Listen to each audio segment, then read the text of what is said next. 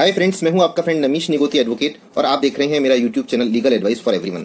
Friends, lease deed क्या होती है, किरायानामा किस तरह तहरीर किया जाता है, एक किरायानामे में क्या क्या शर्तें होनी चाहिए, किन किन बातों का ध्यान रखना चाहिए, किरायानामे का रजिस्ट्रेशन करवाना क्या आवश्यक है, आज के इस वीडियो में हम डिस्कस करेंगे। इससे पहले मैं रिक्वेस्ट करूं कि यदि आपने मेरा चैनल सब्सक्राइब नहीं किया है तो प्लीज मेरा चैनल सब्सक्राइब कर लीजिए। Friends, section 105 of the transfer of property act lease को डिफाइन करता है। इसके अनुसार लीज इमूवेबल प्रॉपर्टी के राइट्स को एंजॉय करने का एक इंस्ट्रूमेंट है किसी कॉन्स्टिट्यूशन की एवज में, जो कि मकान मालिक किराएदार को ऐसे अधिकार देता है।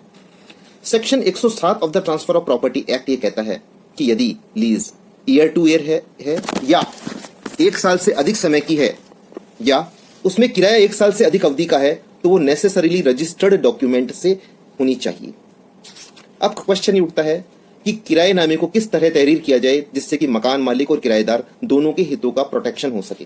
तो फ्रेंड्स, किरायानामा रिटर्न में होना चाहिए, स्टेट ड्यूटी के अनुसार प्रॉपर स्टाम्प पर एग्जीक्यूट होना चाहिए, किराएदार मकान मालिक के पक्ष में तहरीर करे।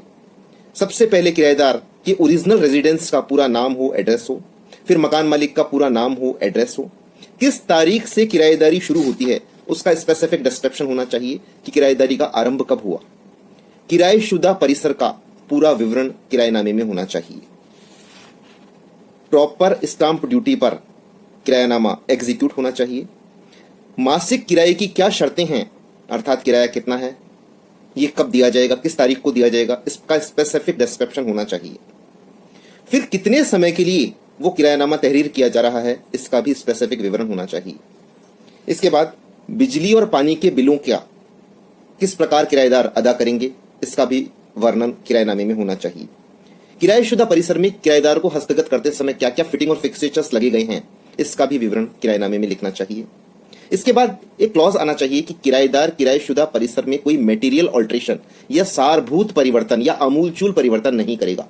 कुछ छोटा मोटा रिपेयर वर्क, छोटा मोटा ऑल्ट्रेशन कर सकता है, लेकिन यदि वो मटेरियल ऑल्ट्रेशन है, सारभूत परिवर्तन है, तो वह बिना मकान मालिक की लिखित इजाजत के या औरल ऐसी सहमति जो एक्सप्रेस्ड हो उसके बिना नहीं करेगा। इसके बाद किराएनामे में स्पष्ट लिखा होना चाहिए कि टेनेंसी का पर्पस क्या है, क्या वो आवासीय प्रयोजनार्थ किराएशुदा परिसर को किराएदार ले रहा है या किसी कॉमर्शियल और बिजनेस एक्टिविटी के लिए किराएशुदा परिसर को किराएदार ले रहा है। इसके बाद यदि कोई गवर्नमेंट टैक्सेस पेएबल हैं तो कब तक के मकान मालिक ने दे दिए हैं और इसके पश्चात लीज आरंभ होने के बाद कब कब किराएदार देगा, इसका भी स्पेसिफिक डिस्क्रिप्शन होना चाहिए। एक अलग से क्लॉज आना चाहिए कि किराएदार किराएशुदा परिसर में न्यूसेंस कारित नहीं करेगा और ऐसा कोई भी कार्य नहीं करेगा जिसके प्रयोजन के लिए वह नहीं दी गई हो किराएदारी किराएशुदा परिसर को।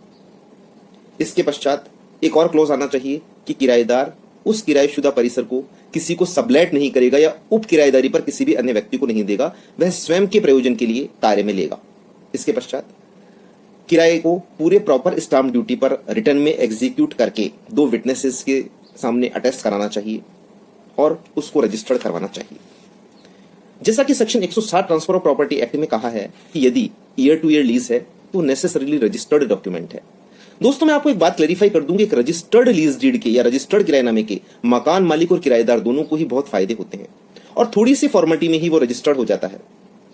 यदि कोई डिस्प्यूट हो जाता है मकान मालिक और किराएदार के बीच में तो रजिस्टर्ड किरायानामा एक बहुत अच्छा प्रोटेक्शन देता है और उसकी एविडेंस वैल्यू है, वो एडमिशिबल इन एविडेंस है डिस्प्यूट के केस में।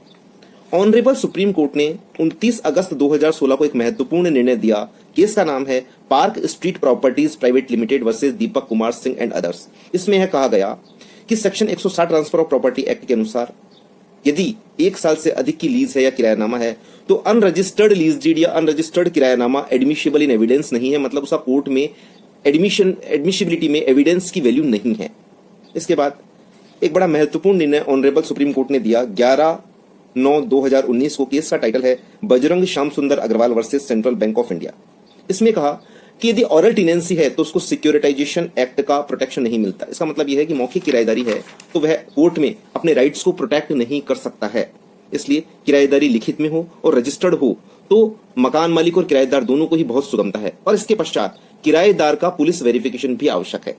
इन सब बातों को ध्यान में रखते हुए मित्रों किरायानामा लिखें, राइटिंग में लिखें, 2 गवाहों के हस्ताक्षर करवाएं, उसको रजिस्टर्ड करवाएं और आप दोनों ही किराएदार और मकान मालिक अपने राइट्स को एंजॉय करें। Thank you so much friends.